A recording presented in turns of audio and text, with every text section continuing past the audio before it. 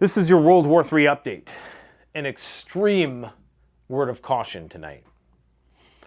I will not be able to make videos like the one I'm going to make tonight too much longer. You see, if you're watching this channel right now, just know that it's because they've deemed you to be of such an inquisitive mindset who seeks out information that will challenge them to think critically and not spoon feed them some sort of politic or ideology or religious beliefs, that no matter how much they try to bury it in the search results, that your unrelenting curiosity won't be deterred and that you will seek out that information regardless. We are entering into a period of warfare and Marshall Planning 2.0. The Marshall Plan is something that took place during the World War II era, which effectively mobilized the United States to come to the aid of the Allies in World War II. That is what we're going to be seeing again. When you have a population that's been systematically made more hedonistic and docile, you need to have a new movement of militancy, and it needs to be accompanied by a crackdown on dissident voices, a genuine crackdown on dissident voices, a militarization, putting military in the streets for civil defense purposes, as well as an open embrace of cancel culture.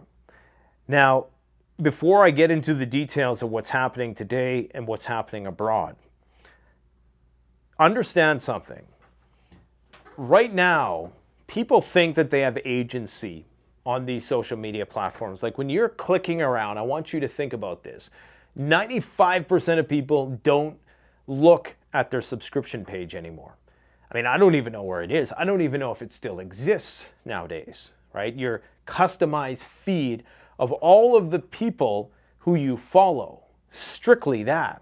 In fact, by default, most of these algorithms will take you to the home page, which of course is supposed to be, in theory, an amalgamation of content from people you are already subscribed to and new content which is somewhat related to what you're interested in, okay? Most people are not even going to their subscription pages anymore, which is why subscriber counts really don't matter at all on the internet yet. Most marketers and advertisers haven't caught on to this yet, and they fail to realize that just because you have 1 million, 2 million, 5 million subscribers, that doesn't mean that that's how many eyeballs your content is going to be impressed upon. So in doing this, everybody then has a very hyper-personalized prism through which the world is illustrated for them. You think that you have agency over this process, but you really don't. When you're clicking around, everything is so finely tuned to get you to monkey branch around and nudge in whatever direction has been greenlit and approved. And for people who don't think there's not monkeys pressing buttons behind the scenes, how do you think they do all those fact-checking things like on X? How do you think, community notes work? There's people behind the scenes who basically ultimately decide yay or nay on content. And once you reach a certain threshold of popularity on this platform, that's when you're given a second look. And it's not always a good second look. And at this point in time, people need to understand this, that polarization is what drives the machine. Just like electricity, you need positive and negative. That's what fuels the machine. In fact, the more polarized people become, the better, right? The more supercharged. The more a person who is preaching at you brings you to this place of rage, takes you down this rabbit hole, pitches some sort of NordVPN or gold or whatever, leaves you in this rabbit hole at the end of the video on this cliffhanger, only to pick up next time and do it all over again. This outrage farming that you're seeing right now is all part of the process of moving us towards a more authoritarian and malleable society. Case in point, 20 years ago, Alex Jones, when he was still very cool, He warned about martial law. He warned about the erosion of civil liberties. And at that time, the libertarians, hardline constitutionalists, anarcho-syndicalists, they were all very concerned that the government would utilize homegrown terrorism as an excuse to justify cracking down on civil liberties. In fact, I think they even quoted, Timothy McVeigh and Waco and things of that nature as being justifications that the government used to crack down on civil liberties and freedom of speech. Today, you have an interesting situation, and you really have to be incredibly critically minded and circumspect to observe these kind of things and not be hyperpolarized. Today, you have a situation in which those same individuals at InfoWars are tacitly endorsing the deployment of troops, paramilitary, National Guard, whatever you want to call them, onto the streets of the United States, whilst embracing that same crackdown on dissident voices that they railed against years ago, while now openly even embracing cancel culture. And the problem is, you might think that's great. You might think it's great that Antifa has been deemed a terrorist organization. As broad and ill-defined and decentralized as it is, as vaguely and ambiguously defined as it is, you might think that's a great thing, and that blanket won't be used to suppress your voice someday. But understand, military on the streets, the embrace of cancel culture, with Jimmy Kimmel being fired today for saying something that I thought, in the grand scheme of things, of all the dumb things that Jimmy Kimmel has said, it was relatively harmless. Certainly no more outrage-inducing than, one of those right-wing comedians like Dave Chappelle getting canceled, or, something of that nature. So isn't it interesting how now those same voices who are at one point cautioning against exactly what we are seeing now are now openly calling for that same thing? You know what that's called? Gotcha. That's what that's called. They gotcha. You see, they had to convince people who were so vehemently opposed to this kind of draconian martial law, coercive government tactics. They had to convince people, these hardliners who were against the government in every possible way, that it was a good idea to have what is essentially a quasi-martial law in effect. And of course they need this because we're going into a major war, if you didn't know that. So isn't that interesting? They got you cheerleading for the crackdown on this, what you think is going to be Antifa. It's not just going to be Antifa, right? Because the thing with government tyranny is it compounds. It doesn't matter if the law and the legislations are put in by the left or by the right. Because when the left gets in there again, they're going to leverage those new government apparati that have been created towards their own ends. And they're not going to relinquish control of anything. The government is a black hole, okay? Once you cross that event horizon of something becoming legislation, it is very hard to unlegislate. And even if you do, the precedent is already kind of set. So right now, they need people to be cheerleading the cancellation of Jimmy Kimmel. I mean, if somebody had said, if it was on the equivalent on the other side, I was incredibly anxious throughout the pandemic when I seen these people getting canceled for, what just didn't make any sense whatsoever. But what they really were doing were setting the precedent for what we're seeing now. And so this is what I mean. It builds on each other, and they need to bring in the totalitarian police militarized state if they want to bring us to the next level of martial planning. And protest, quite frankly, is pointless. It's like a bunch of gazelles, protesting the lions, okay? These people are not going to course correct. They're not going to change. They control the algorithms in ways, they control the minds of the masses in ways that, the dictators of old could only could have imagined, to have such a hyper-personalized filter bubble for every single individual, customized to your psyche, like just dialed right in every time you go online. Every time you go on any one of these social media platforms, they dial it in just a little bit more. They know exactly what you want to hear, exactly what's going to turn your crank. They have it all down to a science. The phone, the computer, the laptop, the tablet, it is all finely tuned to give you exactly what you want.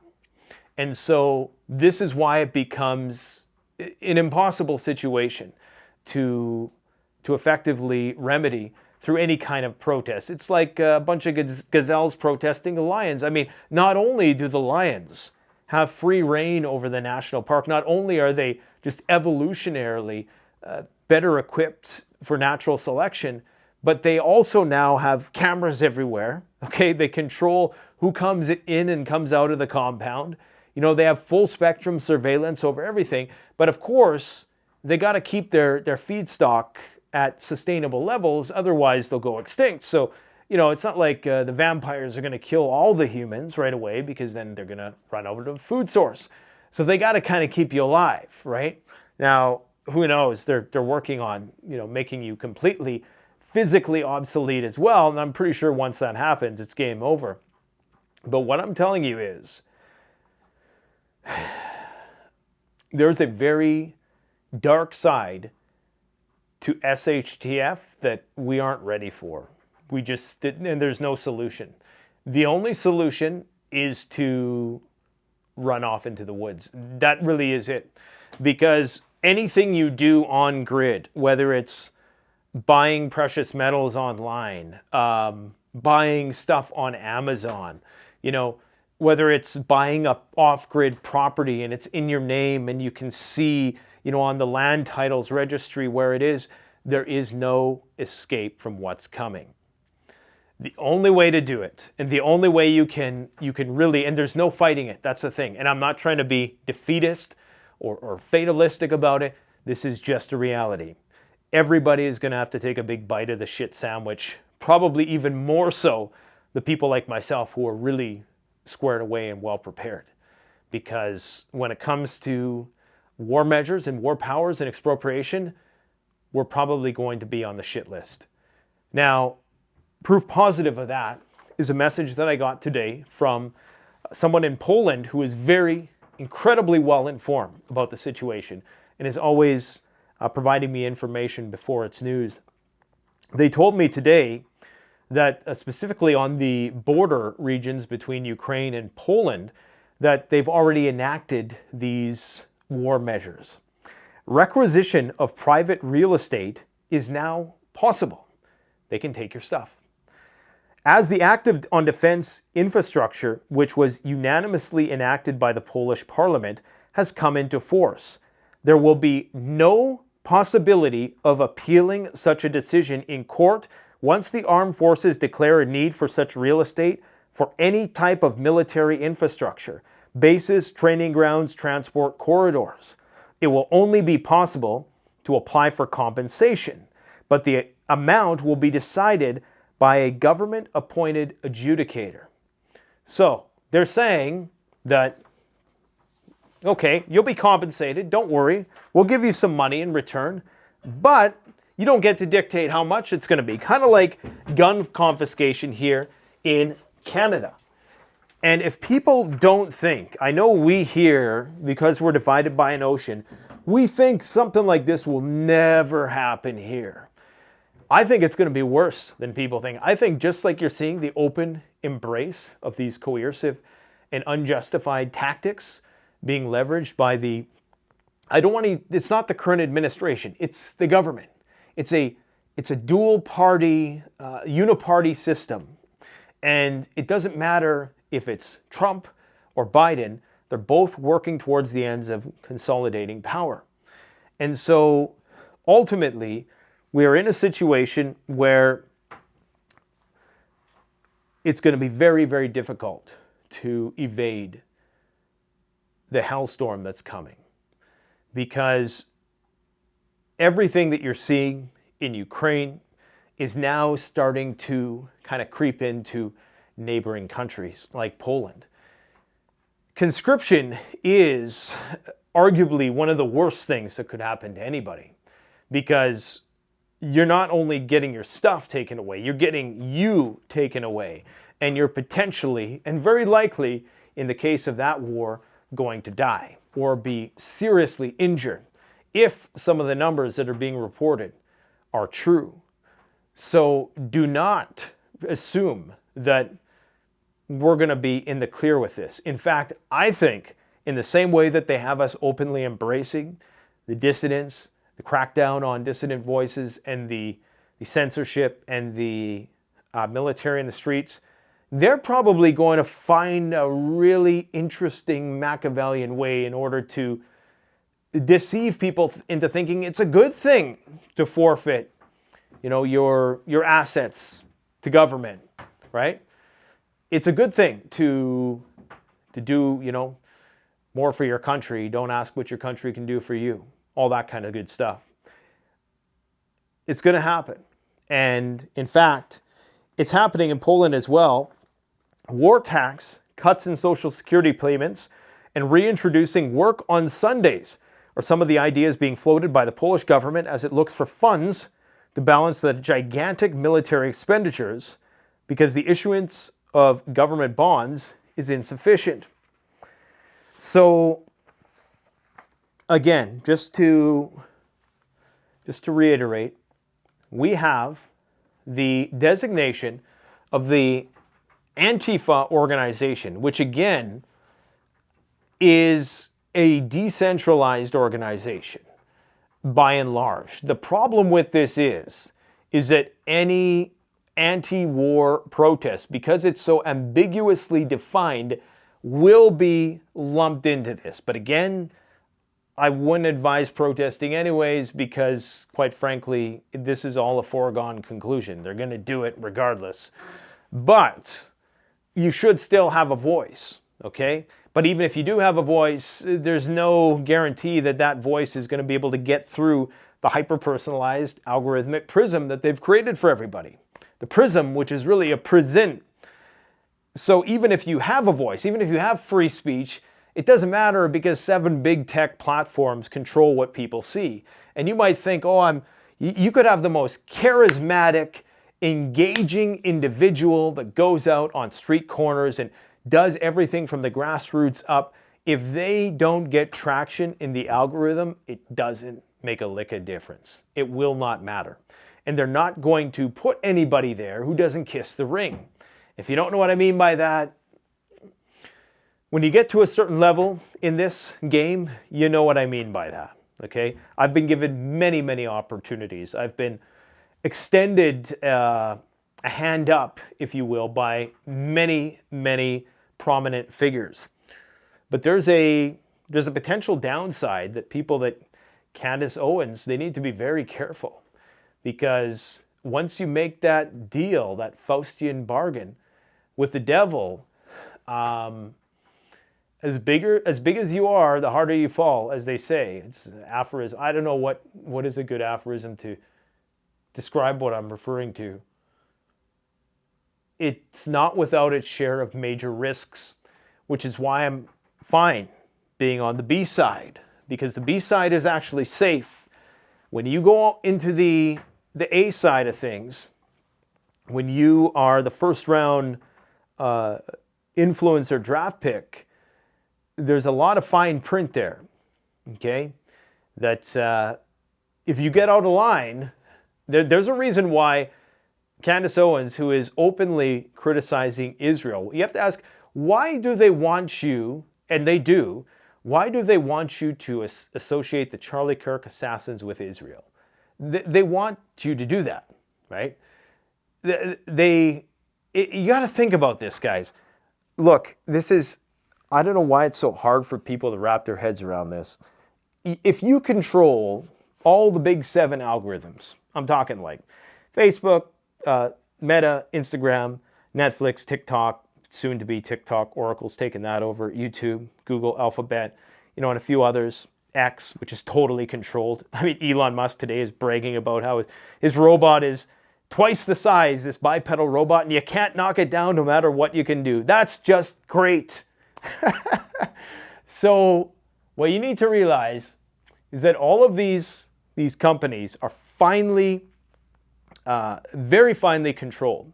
So if you know that the shit's going to hit the fan, right? If you know that, even if it's just something that is more gradual and incremental in terms of the austerity that it brings, like automation, and you know that there's going to be economic woes in the future, there's going to be protests in the future, what do you think you would do if you knew that there was going to be some revolution fomenting?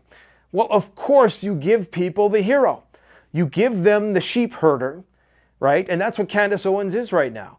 There's a reason why she got 6 million views, which is a lot of views in this media space, especially so vehemently going after Israel in the way that she has been.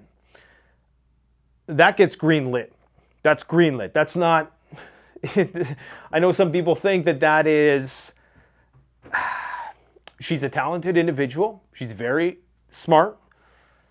She has kind of revived a lot of old conspiracy theories, like she was talking about 9/11 a few months ago as if it was something new, as if people weren't talking about that like back in 2005, in the Jason Burmis loose change era. I mean, Alex Jones was talking about that. So all of this is being put there. This is being permitted. So you got to ask yourself, why are they trying to make the association of Kirk? And this is something they know that nobody's going to think about this, okay? Most of those people are just jumping on the computer. What's Candace saying about Israel now? And make no mistake, I criticize Israel all the time. What they're doing in Gaza is atrocious. Absolutely fucking atrocious. But you have to ask, what are they taking your attention away from? Or what's the spin going to be? Because once she's won everybody's trust, that's when there's going to be a pivot. Just watch. There's going to be oh, actually, I meant this. And then, all those people they're still going to kind of follow her, right? Because most people are followers. And that's how it's going to be. And I just use that example because that's the most recent example of this sort of thing.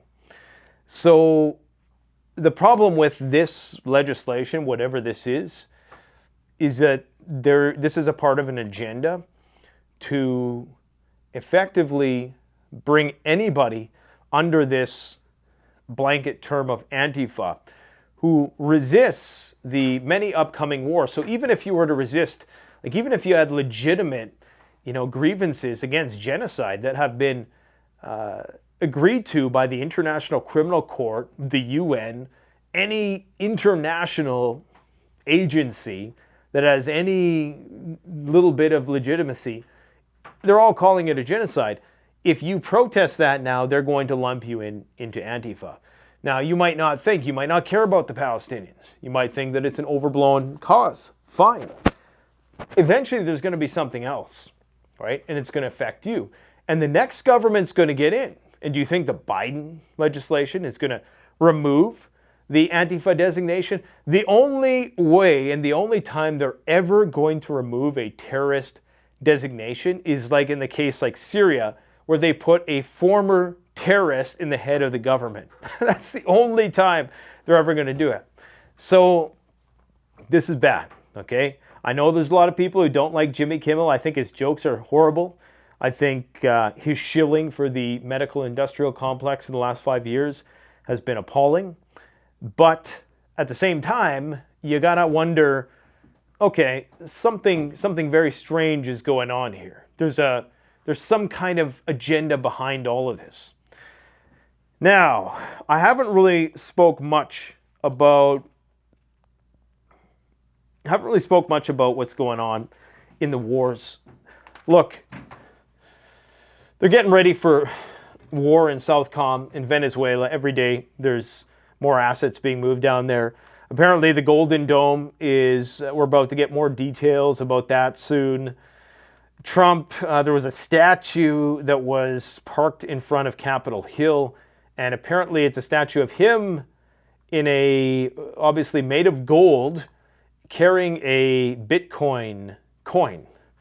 Now, this could probably be interpreted in a few ways. The question I've always had is, why is it they're not talking about gold more? Because clearly the price of gold has been skyrocketing. It's my belief that they don't want people to put more supply pressure on gold, demand pressure, I should say, because supply is extremely limited.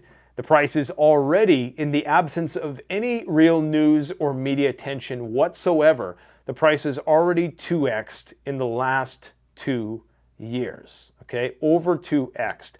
And even with the lackluster Fed announcement today that they were only cutting by 0.25 basis points, which is what most people expected, gold barely moved. It was down like 0.5%, which, you know, coming off of the, what is it, like 10, 15% rise in the past month or so is a nothing burger. So barely moved the needle at all. So either the implication here is that there's going to be a gold-backed Bitcoin-style cryptocurrency, maybe if you're being an idealist, or they're just trying to make the association of Bitcoin with something which is deeply embedded in all of our collective unconscious, and that is gold. They know that the only thing that really has intrinsic value as a monetary medium, and also as something which is a precious metal in the sense that it has very unique properties that cannot be replicated. They know that that is what people are going to see, and they're going to associate Bitcoin as being the gold. They want to divert attention from gold to Bitcoin, to nothingness, and hope that people stake their future in that. But this is from the guy who rugged, or at least allowed, you know, his followers to be rugged by whoever was running that whole Trump coin scheme. And, you know, didn't really make any public statements about it. So, you know, you just can't, and it's a real thing. You know, I was like, wait a minute, is that AI? No, it's a real thing. It's there. It's there. I think it's like a 9-foot statue or 12-foot statue or something. Okay, so something weird is going on in the UK. Not only was Melania dressed like The Undertaker or the Mad Magazine Spy vs. Spy character here, I'm not sure what's going on here. I don't know. Anyways, does it matter? Trump is in the UK and he's tweeting about Antifa. Right. Now, J.D. Vance had something interesting to say today. I don't know if I need to play this. I might as well take a break from hearing my voice. Right now is participating in a great state visit to the United Kingdom. Hang on a sec here. Oh, here we go. He's talking about Donald Trump paying a visit to the UK. TV this morning, but the president right now is participating in a great state visit to the United Kingdom, our closest ally, of course, going back to the very beginning of our country when we didn't always agree very early on, but pretty much. Like most people didn't even get that joke by the looks of things. Okay, so this is problematic because he's talking about the UK as being the greatest ally. Why would he say that?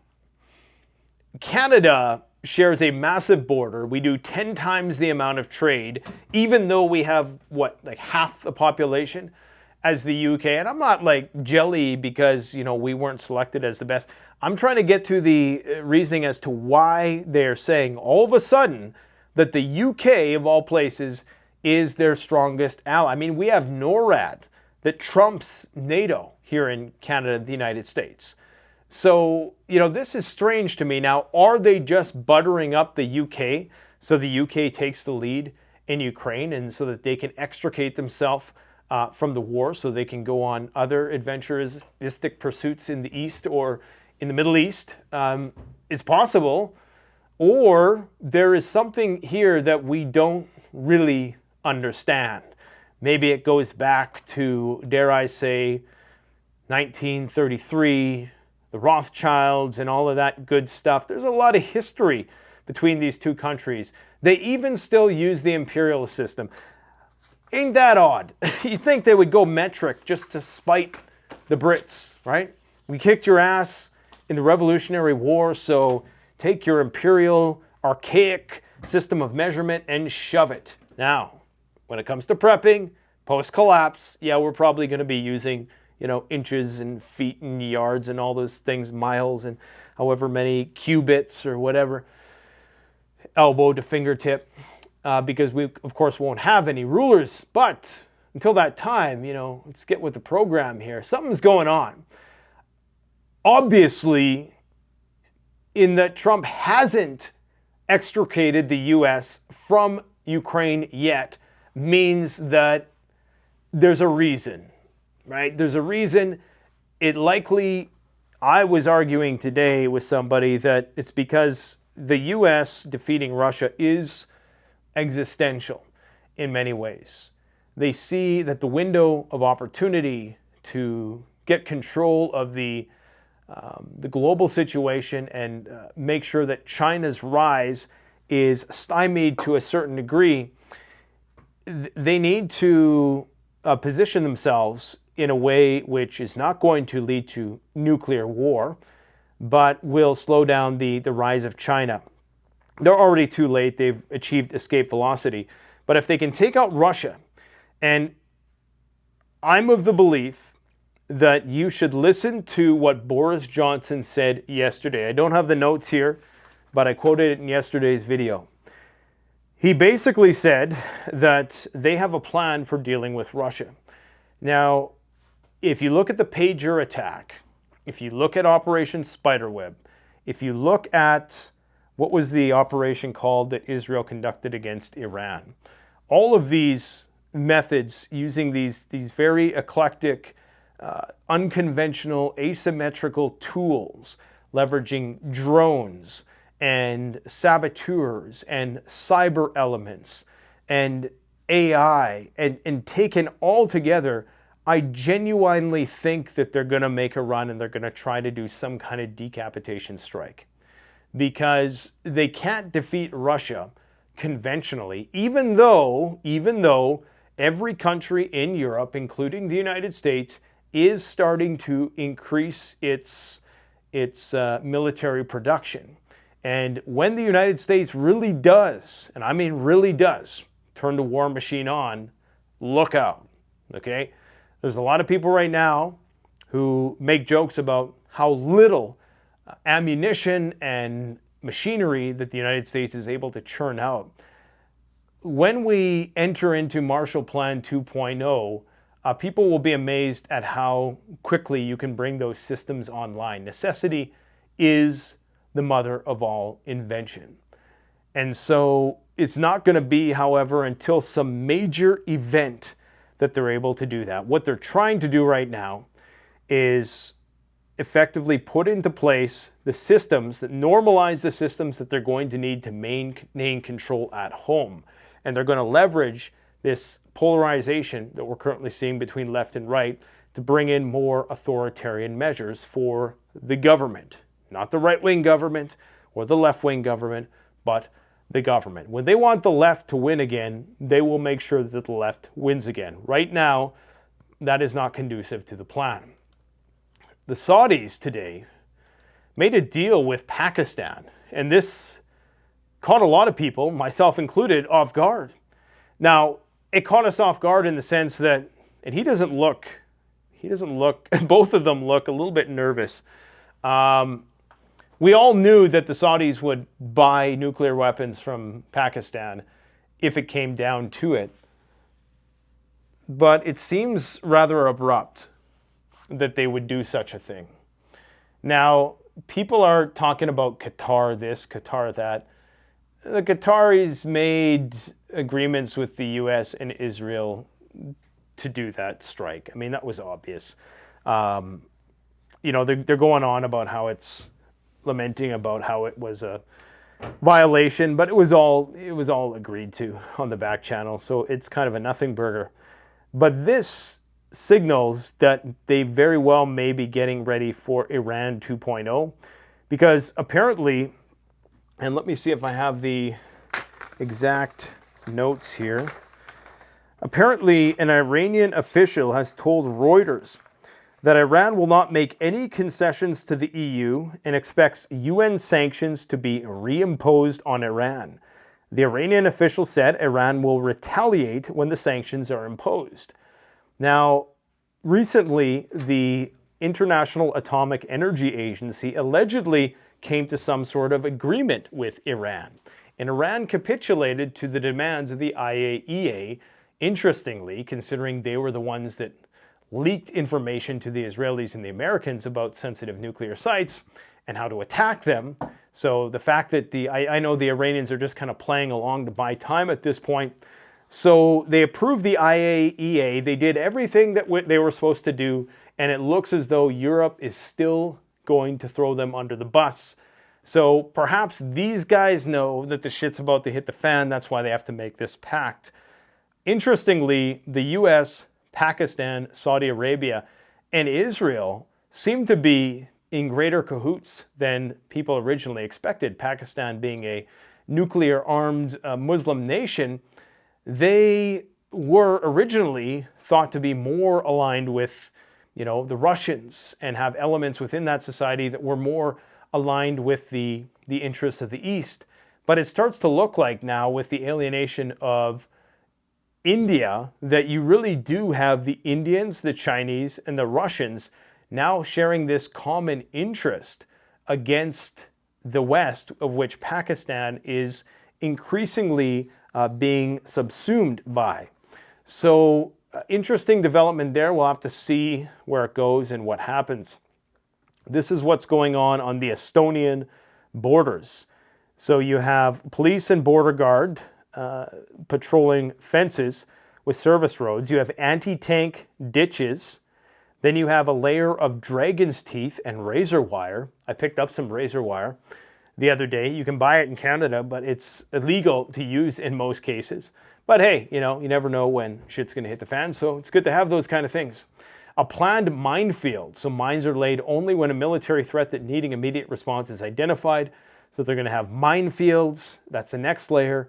Strong points with bunkers and non-explosive obstacles. In peacetime, as many bunkers and non-explosive obstacles as possible are built. Trenches and minefields are created only. This writing is obscured here. This is AI translated. Pre-stockpiling areas, larger storage sites from which construction and barrier materials are moved to smaller strong point storage areas, and so on and so forth. That's how they're preparing. You should probably prepare too. Take a look at this. This is the Taiwanese guide how to prepare for shit hits the fan. Very puerile and cartoony. It's got all kinds of, I printed it off in color. Just, I wanted to show you guys the iconography. Maybe you can go and download this, but they actually have one that is a bit more serious and it's a bit more militant in nature. And it goes over all the things you need to do if the Chinese are invading and how to basically deal with Chinese forces when they land on the island, how to not succumb to misinformation and all of that stuff. So that's about what I got for you today. Just keep a very open mind about all these things that are happening right now. And remember, politics are for the birds. They use politics in order to further their own ends, most of which are foreign policy driven. And they'll use that domestic polarity to keep people fighting with one another and use as justification to bring in more measures that are effectively going to be serve the purpose of suppressing and controlling the population when it's time to go to war. So, look, guys, keep on watching. Support the channel by clicking like, give it a thumbs up, you know, leave a comment, share the video, watch Canadian Prepper, okay? Go watch that channel, learn some stuff, and just do me a favor and keep on thinking outside of the box with your preparedness, because it's going to get more difficult to do what we do. It's going to be very, very challenging to evade capture in the panoptical age. And we might have to do a dedicated video on how to survive the Orwellian and some blend of Orwell and what's the other guy? The Brave New World guy, Huxleyan. The blend of Huxleyan and Orwellian world that we're entering into throughout this next phase of war escalation. Take care, my friends. Good night.